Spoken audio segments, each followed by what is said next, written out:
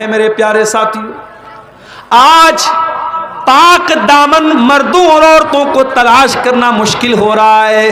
بدکاری اتنی پھیل رہی ہے، زناکاری اتنی پھیل رہی ہے، حرام رشتے اتنے پنپ رہے ہیں کہ آج پاک دامنی کو تلاش کرنا مشکل ہو رہا ہے۔ میں مردوں سے بھی کہوں گا، میں اپنی ماں بہنوں سے بھی کہوں گا، ادخلوا فی السلم کافہ، اسلام میں پورے کے پورے داخل ہو جاؤ، اپنی شرمگاہ کی حفاظت کرو، اپنی عزت کی حفاظت کرو۔ اللہ کے پیارے نبی فرماتے ہیں، من یضمن لی ما بین لحیہ وما بین رجلیہ اضمن لہ الجنہ۔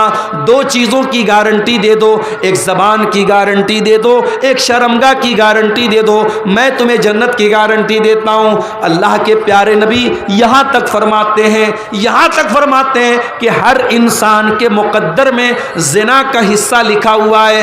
آنکھوں سے گندی چیز کو دیکھنا آنکھوں کا زنا ہے، زبان سے گندی باتیں نکالنا زبان کا زنا ہے، کانوں سے گندی چیزوں کو سننا یہ کانوں کا زنا ہے، ہاتھوں سے غلط چیزوں کو ٹچ کرنا یہ ہاتھوں کا زنا ہے، اور پیر سے غلط چیز کی طرف چل کے جانا یہ پیر کا زنا ہے۔ یعنی ہر انسان کوئی ہاتھ کا زنا کر رہا ہے، کوئی پیر کا کر رہا ہے، کوئی آنکھوں کا کر رہا ہے۔ اللہ کے نبی نے فرمایا ابن آدم کے مقدر میں جتنا لکھا ہے اتنا وہ زنا کر رہا ہے۔ اور جب انسان اپنی آنکھوں کی حفاظت نہیں کرتا، ہاتھوں کی حفاظت نہیں کرتا، کانوں کی حفاظت نہیں کرتا، تو اللہ کے نبی کہتے ہیں والقلب یہوا ویتمنا، پھر دل میں گندے خیالات پیدا ہوتے ہیں، گندی خواہشات پیدا ہوتی ہیں، اور پھر شرمگاہ اس کی تصدیق کرتی ہے یا اس کو جھٹلا دیتی ہے۔ یعنی اگر آپ نے اپنے آپ کو آنکھوں کے زنا سے نہیں بچایا، کانوں کے زنا سے نہیں بچایا، زبان کے زنا سے نہیں بچایا، تو اصل زنا سے بچانا بھی مشکل ہو جائے گا۔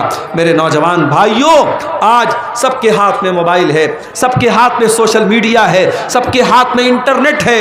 آج نبی کی اس حدیث کو سمجھنے کی ضرورت ہے، اور میں پھر وہی آیت پڑھتا ہوں، ادخلوا فی السلم کافہ، اسلام میں پورے کے پورے داخل ہو جاؤ۔ اور